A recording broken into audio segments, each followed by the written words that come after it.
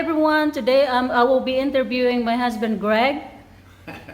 All right, so Wilma wanted to do this for about 3 or 4 months now because I interviewed her and she had an opportunity to talk to you guys. And she goes, well, it's not fair that you haven't done an interview, so that's why we're doing this interview. So I just want to set the rules a little bit. Wilma wrote down questions. I have not seen the questions. You may not believe that, but I did not see the questions. And then she's going to go ahead and ask the questions, and then I'm going to go ahead and do my best to answer. Now, this is not the type of channel we are. You guys know that we're building our house here in Darwin, and we don't want to start doing interviews. But she wanted to interview me for a long time and put it on this channel. I guess she thinks I have some interesting things to say. She's set up right behind me, and she said that she didn't want to be on camera, but we're going to give it a whirl, so go for it. All right, now this videos, I'm gonna do 2 videos. I have to do 2 videos? Yes. Okay. It's gonna be part 1, why you left the U.S. Okay. Why I left the U.S. Yes, and there will be a part 2, and it's gonna be why you moved to the Philippines. That will be the part 2 videos. Part 2 video. Okay, so I got to think about why I moved to the U.S. Yes. Okay. Here we go. You ready for your first question? First question. Okay. I would like you to explain why you wanted to move and retire to the Philippines. That's a loaded question. I guess that's a long answer, so I don't know if we're going to be able to get to everything, but I guess the first thing that comes to mind is my disappointment in the United States. I think it's been coming around for a long time. And, I've heard the saying, like it or leave it, or you could hear love it or leave it. And I decided throughout my career, and it took time, this wasn't something that happened overnight, it was over my career. I decided to leave it. And not that U.S. is a bad country, that's not what I'm saying. The best word I could come up with is I'm disappointed. And to get into it a little bit, you want me to get into it a little bit? Yes. Okay. Just to let our viewers, kind of know and what is behind it, why you chose to move to the Philippines. Okay, okay. So I guess, again, the entitlement society. And I can only speak, obviously, for the U.S. I haven't lived in any other country other than the Philippines, so I only have experience in the U.S. And all my experience, my life has been on the East Coast. So, for those of you that might differ with some of my answers here, I'm going to give what I think is real. East Coast of the U.S., specifically New York State, where I grew up. So things have changed drastically in my lifetime. And I call it all the time the entitlement society. And so many people in the U.S. don't even realize that they're entitled. They have that feeling of entitlement. Some do, some don't. So I use the word makers or takers. So when I was younger, everybody was a maker. Everybody I knew was hungry for the American dream, get up, go to work, do a great job, always looking to strive. You want a better car, so you want to work hard to buy a better car. You want to someday own your own house. That was me when I was in my early 20s. So what did I do? I worked hard, saved up, bought my first house. So I was a maker. And it seemed like over the years, the amount of makers diminished and the amount of takers increased. So there's a tipping point there. So when there's more takers than makers, things turn bad. Taxes, cost of living, the fact that people can stay home and just collect money, call it free money. I use that term a lot, and it was frustrating for me to see that people that I knew or knew of had an opportunity to not push and not work hard, but yet they're doing fine. And then, here I am, and a lot of my friends, for lack of a better term, busting my ass to make it, always looking for the next promotion. I went to 4 different companies in my lifetime. And every time when I went from company to company, it was for a better position and it was for more money. Call it the American dream. And it just got very frustrating. And then I think the nail in the coffin was the pandemic. All of a sudden, the pandemic hit, and Wilma and I was the type of jobs where we had to go to work. We are a frontliner. Frontliner. Yes. So we went from 50, 60-hour work weeks to 70-hour work weeks. But then half the country, or 3/4 of the country, was told, stay home, we'll put you on unemployment, which in New York was $400 a week. Then they had an additional $600. So people that were making, say, minimum wage, making $15, $20 an hour, was making $300, $400 a week, all of a sudden was making $1,000 a week. And they were like, yeah, take your time with the pandemic. I don't mind making $1,000 a week. So again, more takers. And it just grew more and more frustrating. Wilma and I have worked extremely hard. No one gave us anything, nothing. We always made our own, never had a handout, and there's so many people in the U.S. with their hand out, and unfortunately the government just slaps the money in your hand. And why push? Why sweat? Why reach for the American dream or try to achieve it when it can be handed to you? And again, that's my opinion. So, did I answer that okay? Wow. That is true. So, my second question to you is, what do you miss about the U.S.? What do I miss? Family, of course. Miss family. We do talk to them all the time on video conference, but it's not the same. Missing out on birthdays and missing out on Christmas and things like that. So obviously that's number one. Number two has to be the food. It's hard to get Western style ingredients here.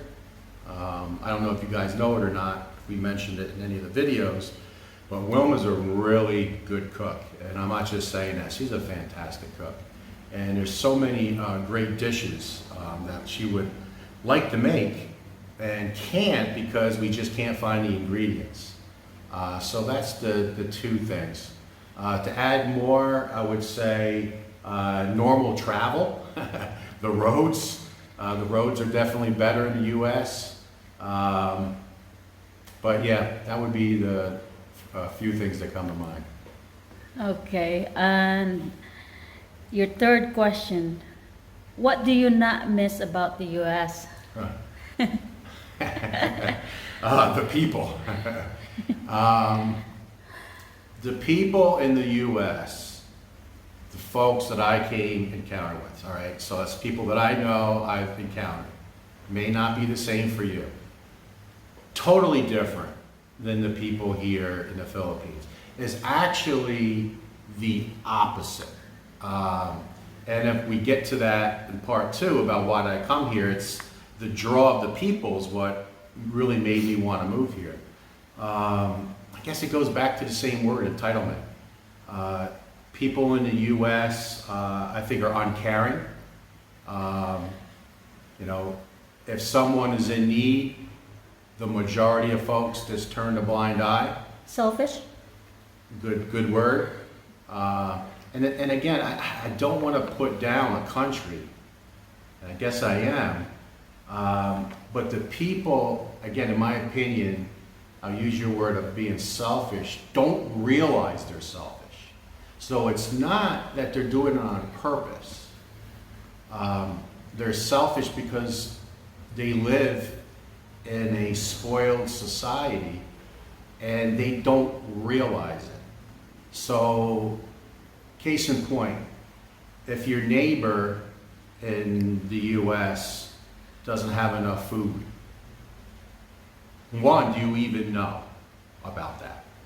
Two, do you even care? Three, do you go out of your way to go purchase them something so they have food for the night? Now, you could argue that the government's going to take care of it with food stamps. So, they're going to have their free cell phone and their free food and probably free rent, free heat, free insurance, free health care, all of the above.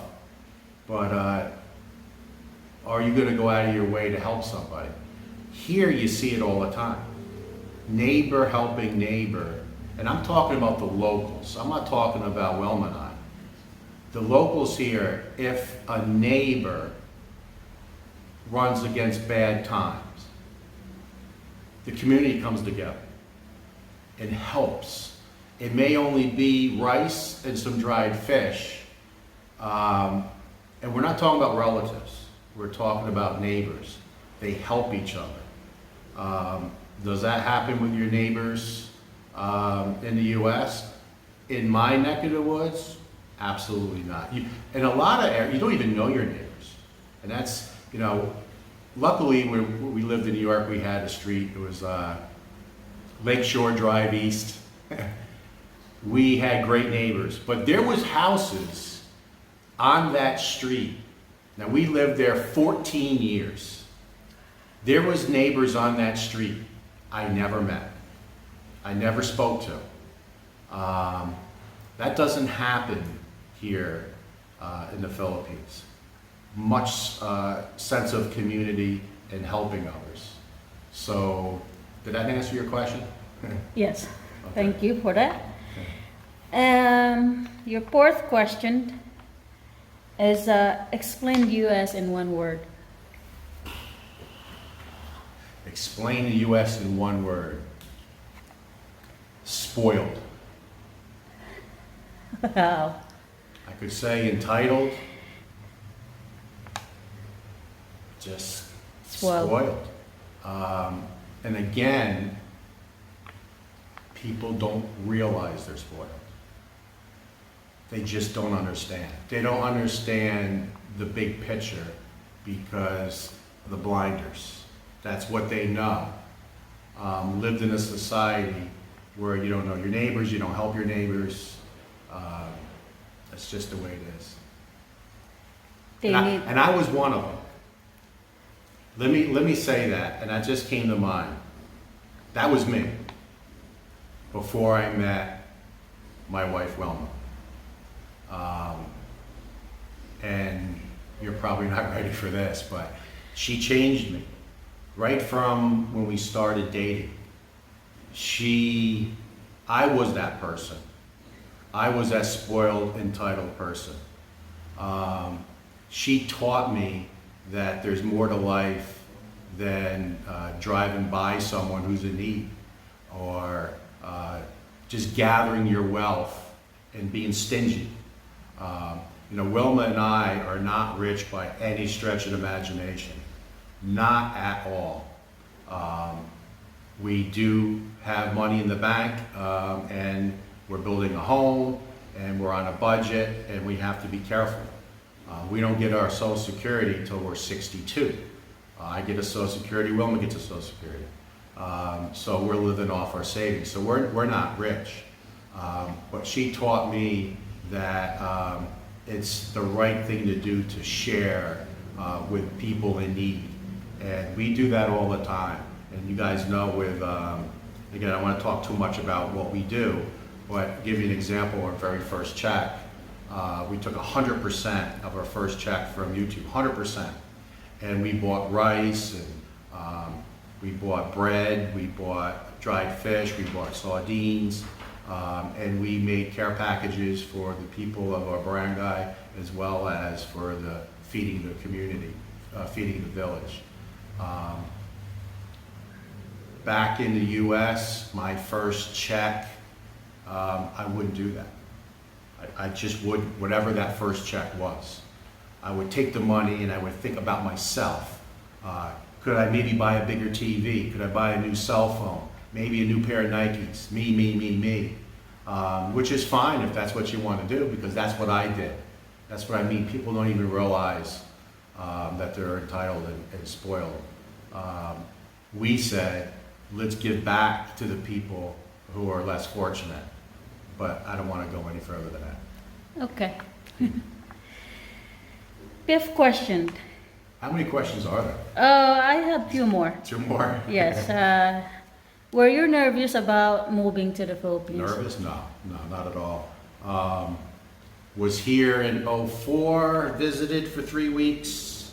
I might get the years wrong. '04, '07, 2010, 2018. So visited 4 times before I retired here. Been to Manila, been to Cebu, been to Leyte, been to the capital, Tacloban, Ormoc. You know, we went to Bohol, traveled all through Tagbilaran City, Panguil Island, here in Negros, Dumaguete. Never once had an issue. Never once felt uncomfortable.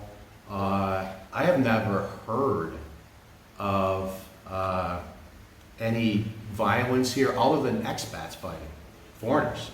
That's what I hear. When I go to a grocery store, when I hear somebody argue, I turn, it's a foreigner. Bars you stay away from. Wilma and I are not bar people. We're not No. drinkers at all. So other than, let's take the foreigners out of it,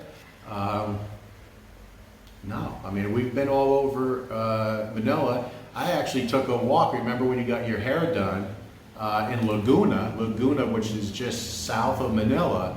Very poor area, very populated area.